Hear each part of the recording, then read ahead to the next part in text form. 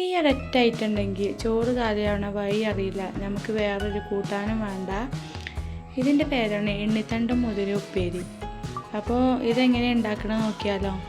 അതിനായി എണ്ണിത്തണ്ട് നല്ല റൗണ്ടിൽ അരിഞ്ഞെടുക്കാം. എന്നിട്ട് അതിൻ്റെ നൂലൊക്കെ മാറ്റിയ ശേഷം ഇതുപോലെ കട്ട് ചെയ്തെടുക്കാം. അപ്പോൾ നമ്മൾ റൗണ്ടാക്കി അരിഞ്ഞു വെച്ച എല്ലാ എണ്ണിത്തണ്ടും ഞാൻ ഇതുപോലെ അരിഞ്ഞെടുത്തിട്ടുണ്ട്. ഇനി നമുക്കിത് മാറ്റി വെക്കാം. ഇനി വേറൊരു ബൗളെടുത്തിട്ട് അതിലേക്ക് ആവശ്യമായ മുതിര ആഡ് ചെയ്ത് കൊടുക്കാം.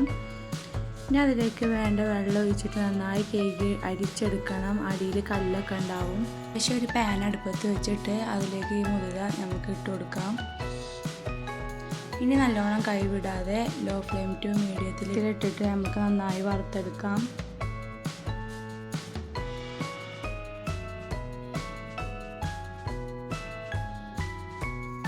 അടി പിടിക്കാതെ ശ്രദ്ധിക്കണം. നന്നായി കൈയെടുക്കാതെ തന്നെ ഇളക്കിക്കൊണ്ടിരിക്കണം കേട്ടോ.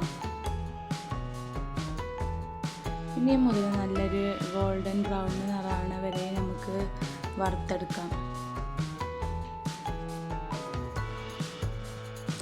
ഇപ്പം ഏകദേശം വറവായിട്ടുണ്ട്. ഇനി നമുക്കൊരു കുക്കർ അടുപ്പത്ത് വെച്ചിട്ട് വറുത്ത മുതിര അതിലേക്ക് ആഡ് ചെയ്ത് കൊടുക്കാം.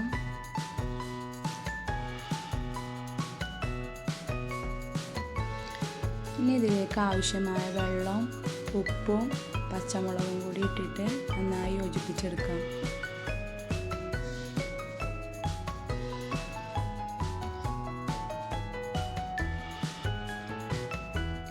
ഇനി ഇതിലേക്ക് നമ്മൾ നുറുക്കി വെച്ച എണ്ണിത്തണ്ടും കൂടിയും ആഡ് ചെയ്ത് കൊടുക്കാം.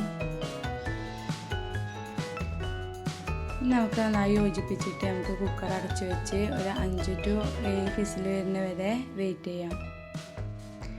അപ്പോൾ ഒക്കെ വെന്ത് സെറ്റായിട്ടുണ്ട്. നമുക്ക് കൂട്ടാൻ തൂമിക്കാനും വേണ്ടിയിട്ട് ഒരു പാനിലോട്ട് വെളിച്ചെണ്ണ ഒഴിച്ചു കൊടുക്കുക. ശേഷം അതിലേക്ക് വേണ്ട ചെറിയുള്ളിയും വെളുത്തുള്ളി കറിവേപ്പില ആഡ് ചെയ്ത് കൊടുക്കാം. ഈ സമയത്ത് വറ്റൽമുളക് ഉള്ളവർ വറ്റൽമുളക് ഇട്ട് കൊടുക്കുക. എൻ്റെ കയ്യിൽ ഇപ്പോൾ അവൈലബിൾ അല്ലാത്തതുകൊണ്ട് ഞാൻ ഇട്ട് കൊടുത്തിട്ടില്ല.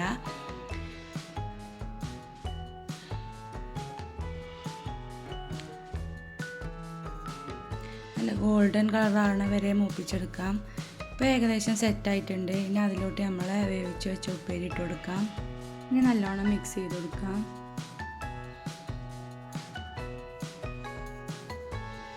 ഇനി അടച്ച് വെച്ച് ആവി ഒന്ന് കയറ്റിയെടുത്താൽ നല്ല ടേസ്റ്റി ആയിട്ടുള്ള മുതിര ഉപ്പേരി അല്ലെങ്കിൽ എണ്ണിത്തണ്ട് മുതിര കൂട്ടാൻ ഇവിടെ സെറ്റായിട്ടുണ്ട്. ഇനി നമുക്കൊരു സെർവിങ് ബൗളിലേക്ക് മാറ്റിയിട്ട് സെർവ് ചെയ്യാവുന്നതാണ്. എല്ലാവരും ലൈക്കും കമൻറ്റും ചെയ്യണേ. ചാനൽ സബ്സ്ക്രൈബ് ചെയ്യാത്തവർ സബ്സ്ക്രൈബ് ചെയ്യണേ.